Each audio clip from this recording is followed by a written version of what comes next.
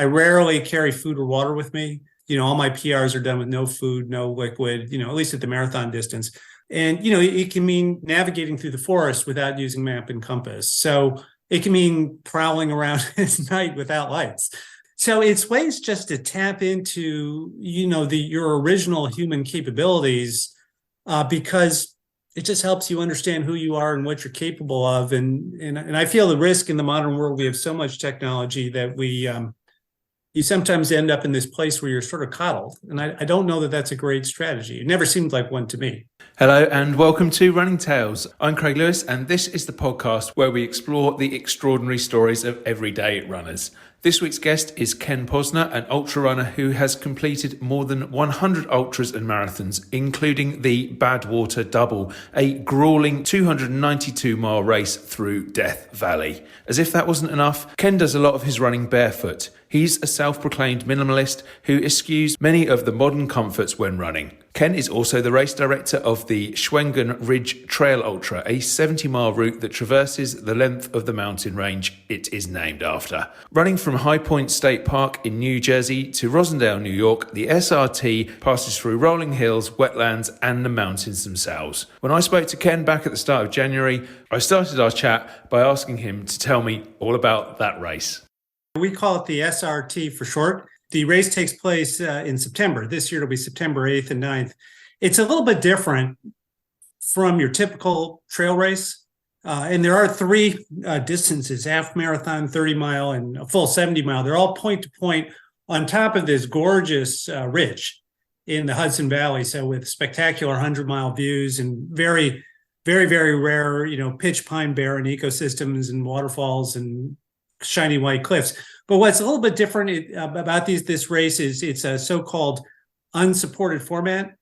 So we have checkpoints. We take safety very carefully. We've never lost anybody, but we don't provide any aid.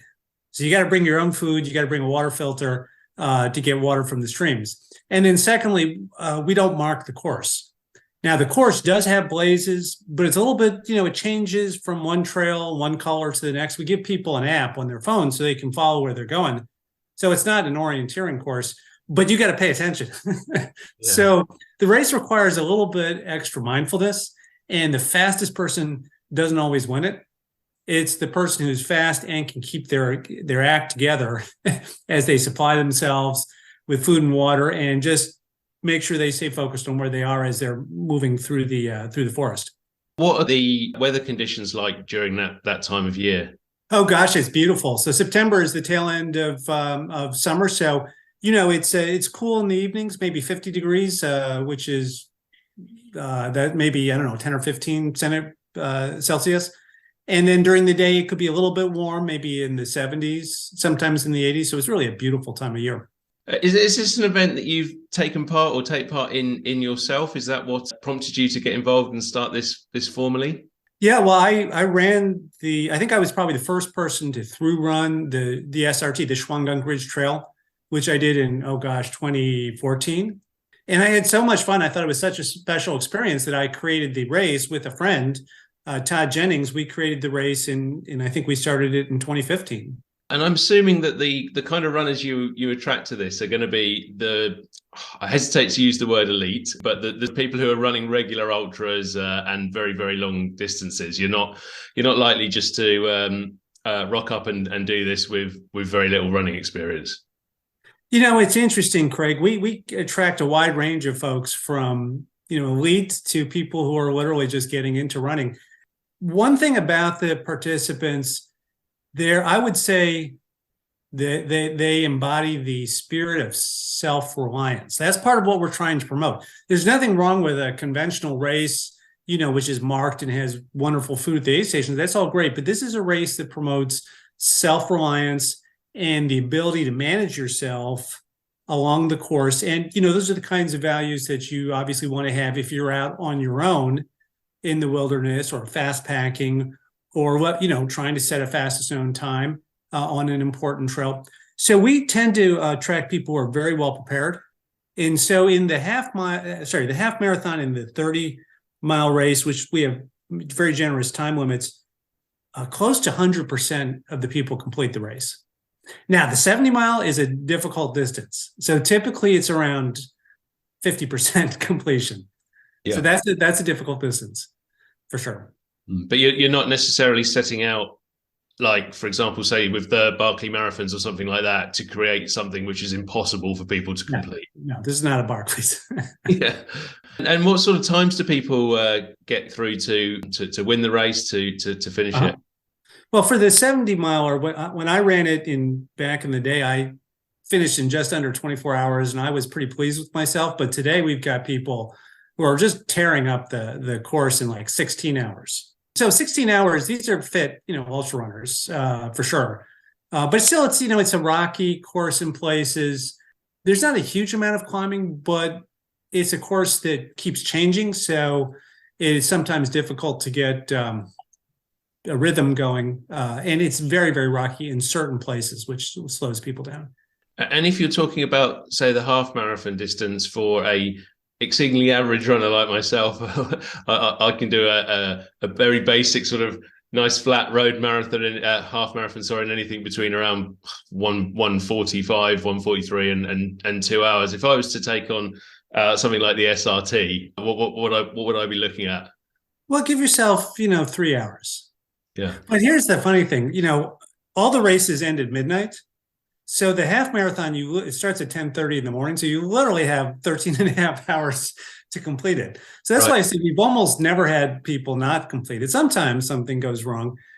We had a woman do the 30 miler where you have 15 hours. We had a woman do it twice barefoot. Right. Now, it took her on the 30 miler, it took her like around 12 hours or so. So, but so you can do it. Well, I have to, yeah. By the way, we give a special award, a little barefoot pin, and that's for people who go barefoot or in sandals or in Vibram 5 fingers, super minimalist type footwear, just for the fun of it. Well, that brings us perhaps quite nicely onto your own story, actually, because if people find you on Twitter, you're there as Barefoot Ken. Does that mean you're running every race barefoot, or is it just every now and again, or what's the sort of thinking behind it and the rationale? So for 2022, when I tabulated all the numbers, I was 93% barefoot. And, sometimes in New York, the weather is just too cold or there's too much snow or ice.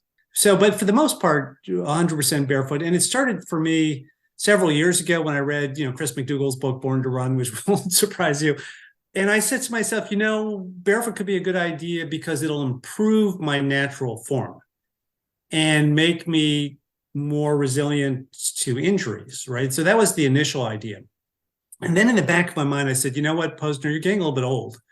So barefoot, you're probably going to be slower and shorter distances. And that might be, at this point in your career, that might be okay. The surprise was that it's just more fun. Now, it's not always more fun. Like gravel is definitely for sure not fun. But, also getting to that point in my career where I've set all my lifetime PRs, I really have no interest in running in shoes anymore. It's just they're great technology, but they take away the intensity. They make you start to run heavy. It's like clumping. You're just waiting for the miles to go. And whereas barefoot, it's super intense. And you also have this wonderful feeling of light-footedness.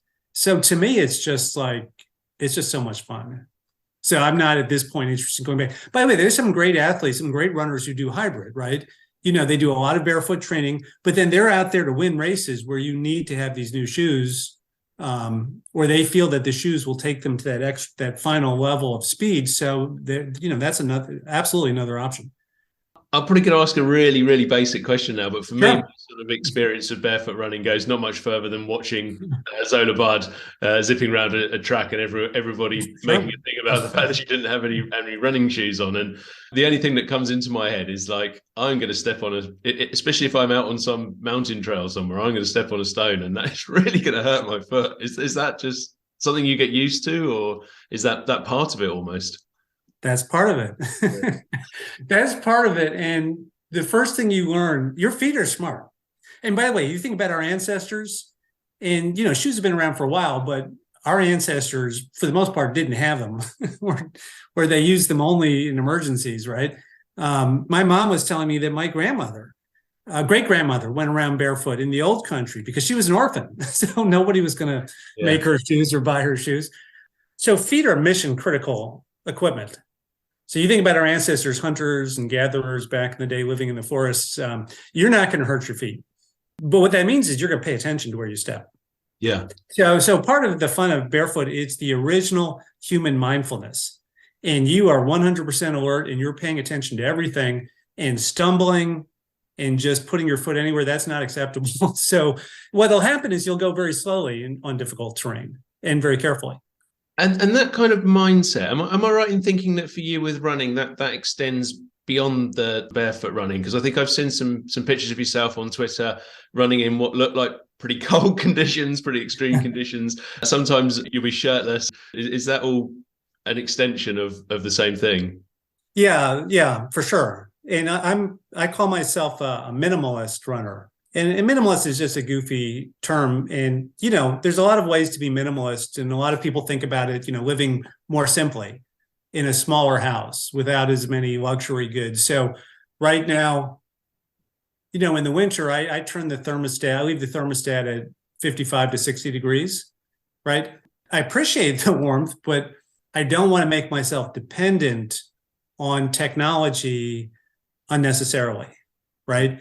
And that's how I clear out some space for me to sort of find that original primal self, which has a lot of strength. And that's the point of minimalism, is to tap into that strength. So for sure, shirtless in the winter, and that's, I'm sure you've heard of Wim Hof, and he's promoted training in the cold. So training in the cold, training in the heat. I rarely carry food or water with me. All my PRs are done with no food, no liquid, at least at the marathon distance. And, it can mean navigating through the forest without using map and compass. So it can mean prowling around at night without lights. So it's ways just to tap into, your original human capabilities, because it just helps you understand who you are and what you're capable of. And I feel the risk in the modern world, we have so much technology that you sometimes end up in this place where you're sort of coddled. And I don't know that that's a great strategy. It never seemed like one to me. Just going off what you said at the end there, really, I get the impression that this is something you feel that with your running, it translates into your everyday life and perhaps challenges you might face at work, or, just cracking on with life in general, really. Oh, for sure. And I've long thought of running as a form of training. And some people are born perfect and they go on to be, great superstars. The rest of us struggle along and need some help. And I've always, like, the first marathon I ran, it was like I felt, hey, this will make me a better person. So I think I think running and other disciplines are a great training just to get that self-control, that ability to manage yourself through stressful environments. And for running, it's, the physical discomfort and the anxiety. Right. And then you go to work and your boss yells at you or whatever, and you're like, I can deal with this. Yeah. And if people are listening to this podcast and they're thinking, oh, do you know what? I quite like the idea of that. I need an extra challenge on my running. I want to develop a bit of mindfulness, a bit of resilience. How would they sort of start out along that journey? Because I'm assuming it's not the best thing to, if you've not done it before, to just head out, do a marathon with no support whatsoever.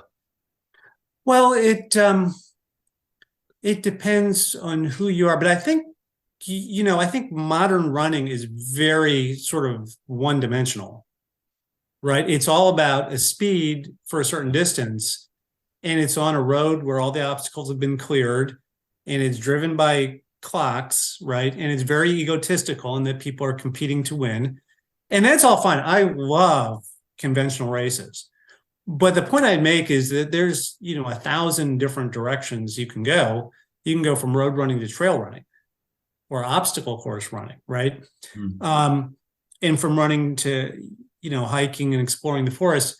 With respect to barefoot in particular, because there is a bit of a transition. I think it's hard for people to do that. The first thing you have to ask yourself, you have to be a little bit of a free spirit. You have to be willing to do something that is different from other people. And not everybody is going to go there. But, barefoot, the way to start it is just to do a little bit on a soft spot, or smooth, to get used to it. But then you want to train on somewhat rougher terrain, because that is what will teach your body the skill of stepping lightly, which is lost in shoes, totally lost in shoes. And so picking like a 1 mile, and I did this, a 1 mile loop with, dirt and some gravel. And the first time I did that, I was mostly just tiptoeing between the stones. And, after 6 months or a year, I was running as fast as I could through the terrain. So that's an example of a kind of exercise you can do to gradually get used to it. And I just want to touch a little bit, Ken, on your own sort of running history. Just looking at your Twitter bio, I see you've done more than 100 ultras. That's pretty spectacular in itself. And I think you've done some of those at a bit of a pace as well, because you've set a couple of records along the way. Yeah, I'm certainly not an elite runner by any stretch, but I've done 101 marathons and ultras.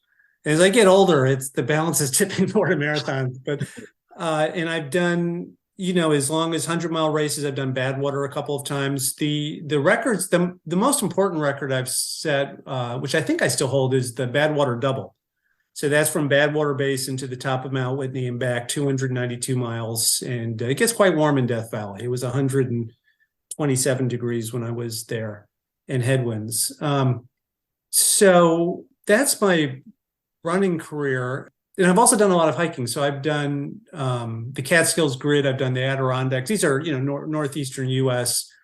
peaks. I think you guys in the UK have Munros, right? And you probably have lists of Munros. So this is a regional tradition. I'm trying to finish this year the 114 peaks in the Northeast over 4,000 feet, which I will have done all barefoot. So that'll be another dubious distinction. I just through hiked the John Muir Trail this summer. So that was all barefoot too. That was 211 miles with a pack and camping out. So that was a lot of fun as well. But I love running. I love going fast. I'm not as fast as I used to be, but I just love going to the track and doing quarter-mile splits or whatever. And a local 5K, that's so much fun just to go all out and hang around with other runners and have a great time. How did you first get into running? Was it something you always did from a kid or at school, or did you find it a little bit later on? Well, in high school, I did fencing, and to get to the next level, you have to start working on your cardio fitness. And my coach had me start to do some running. When I was young, though, I had chronic shin splints. It's called compartment syndrome, and so I really couldn't run more than a mile before my shins would start to go numb. And I persisted for many years with that, and then eventually got surgery to correct the problem. I think today they understand that chronic shin splint is exacerbated by the traditional running shoes with the big, thick cushioned heels, because that tilts you forward and transfers a lot of load to your shins. And if you go back to zero drop or flat shoes, typically, or at least in my case, it just tore apart my calves, because now it was finally shifting the load back to the calves, which is where it should be. But my calves weren't used to it. So it took quite a while to get used to it. So, it was really in my 40s that I became a more serious runner. And I was at work. I was getting promoted. I was getting promoted because people were dropping by the wayside, either retiring early for health reasons or disappearing on extended medical leave. And I was like, there's a pattern here. So that's when I started getting more serious about running. And I said, by the way, when I was a kid, I remember I went to a karate special training, and somebody was like, see that guy over there? He just turned 40. And for his 40th birthday, he ran 40 miles. And we were like, oh my God, how can you do that? And I, of course, forgot about that until I was 39. And I was like, all right, I got to do that too. And I didn't. It took me until my 42nd birthday, but that's when I discovered ultras, and they really caught my attention and gave me that goal and that excitement of being outdoors. And then that's when I really started cranking out the ultras. You mentioned the joy of being outdoors. Is that what it's really all about when it comes to the ultras, or perhaps that combined with that extra way of pushing yourself and seeing how much further you can go? Well, I think there are a lot of variables, Craig, not everybody's the same. So some people are totally happy in office buildings, shopping mall, a fancy house with the air conditioning running. I don't know. I mean, I've always been attracted to the outdoors. And like I said, when I got into my 40s, I was like, Ken, it's time to start paying attention to your health if you want to last. And then as I got into my 50s, my hunger for nature just ratcheted up a whole nother level. And so now I spend a lot of time outdoors. And, our ancestors evolved, we think, right? As a species, we evolved living basically naked outdoors. And that's where we get our natural energy from. So I just think there's enormous energy that comes from being outdoors. And again, maybe not everybody cares, but that's where my energy comes from. Yeah, I think it's really interesting for however many thousands upon thousands of years that mankind has lived upon this planet, that it's a real dot at the end, that we've sort of lived in houses that are the kind of houses we've got now with electricity and lighting and everything that makes us so comfortable. And I wouldn't want to give it up, but you do sort of think, yeah, there's probably a lot of us, a lot of the back of our brain saying, I want to get back out there in that part of nature that I'm so used to over my ancestry. And I think that, we come hardwired to respond to triggers. That's the question, right? Because, John Muir's famous quote, "The mountains are calling and I must go," right? So I think a lot of us look up at the mountains and we fear that we hear this call. And it's different for different people. Some people love the desert or the grasslands. Some people are attracted to birds or flowers or the skies and clouds. But my theory is that, Mother Nature gave us the strength to live outdoors, basically naked for much of our development. And part of that strength is the joy and the enthusiasm we feel in a natural setting.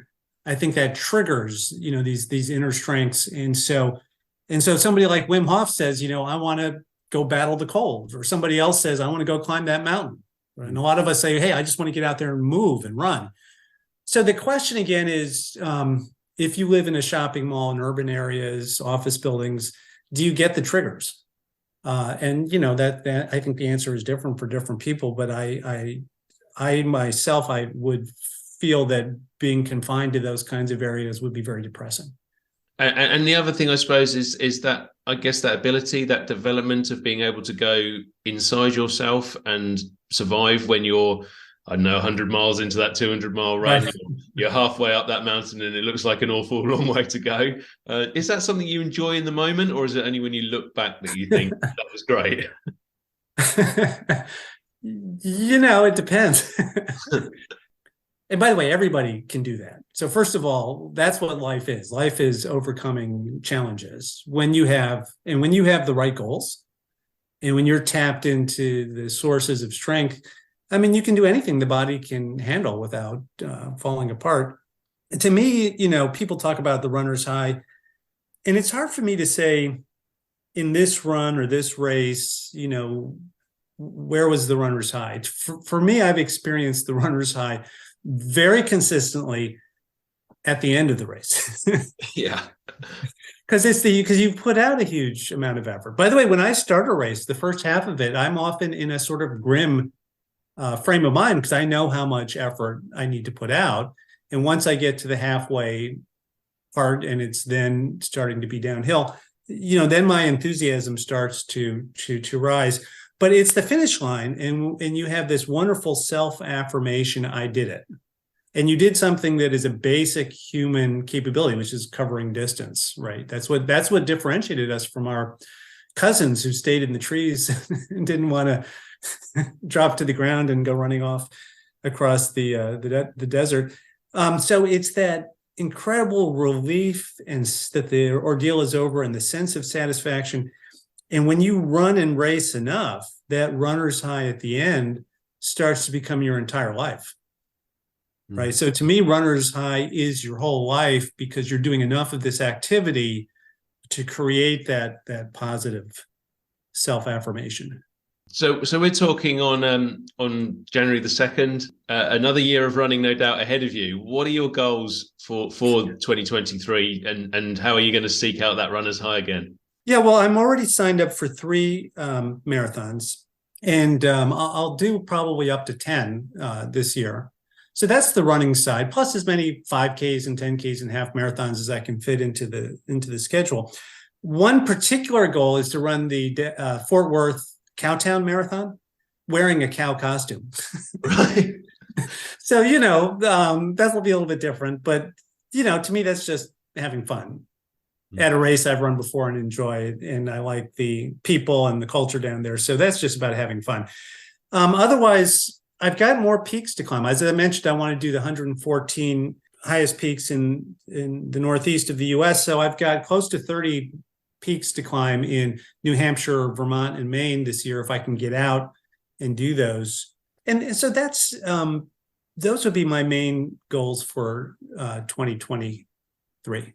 And I'm noticing that those are mainly they're kind of like challenges rather than saying I want to run a marathon in 2 hours, 3 hours, 4 hours. I want to do 1, 2, 3,000 miles in the year. It's about hitting the actual physical challenges rather than achieving a number.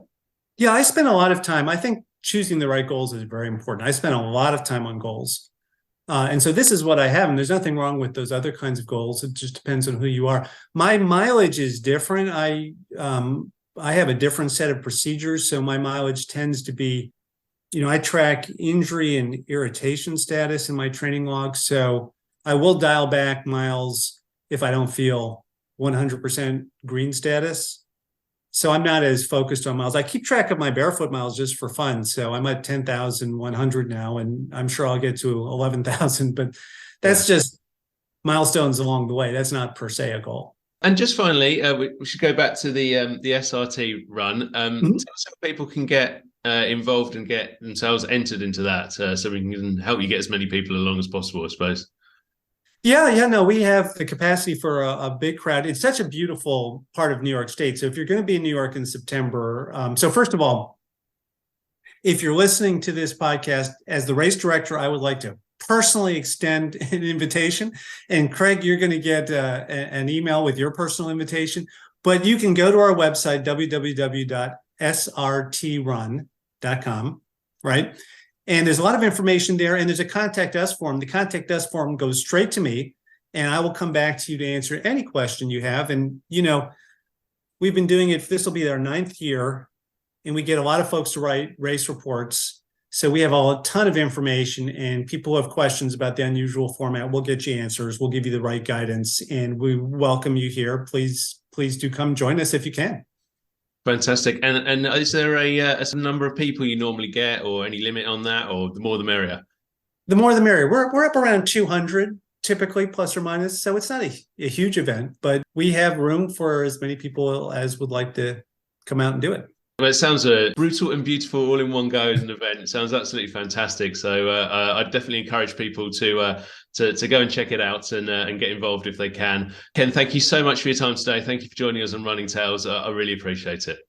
Craig, I'm delighted. Thank you so much. Have a great start to 2023. Thanks again to Ken for joining us on the Running Tales podcast. So much to take in there, from the achievements that he's done to the way that he runs, and of course the Shawangunk Trail run as well, which sounds absolutely fantastic. I hope you enjoyed our chat as much as I did, although I am slightly worried that if I'm not careful that I might soon be running through a American mountain range. I think it would be absolutely superb though. Just before I go, I wanted to take a moment to ask all of you, our wonderful listeners, to take some time out to give us a review or a rating wherever you listen to Running Tales. Those positive reviews really do mean that the podcast gets seen by a wider audience. The more we get, then the more people get to listen to the inspiring stories of fabulous guests like Ken. Also, if you want to see and hear more of our content, then you can find us on Twitter and Instagram at Running Tales Pod, on Facebook, where our page is Running Tales, or you can check out our YouTube channel, that's at Running Tales Pod. There's also our newsletter, which you can subscribe to by visiting www.runningtales@substack.com, where you can find written versions of these podcasts, as well as all sorts of articles about a variety of things across the world of running, and our regular newsletter updates. Thank you as ever for all of your support. I hope to see you all again next week for another Running Tales podcast.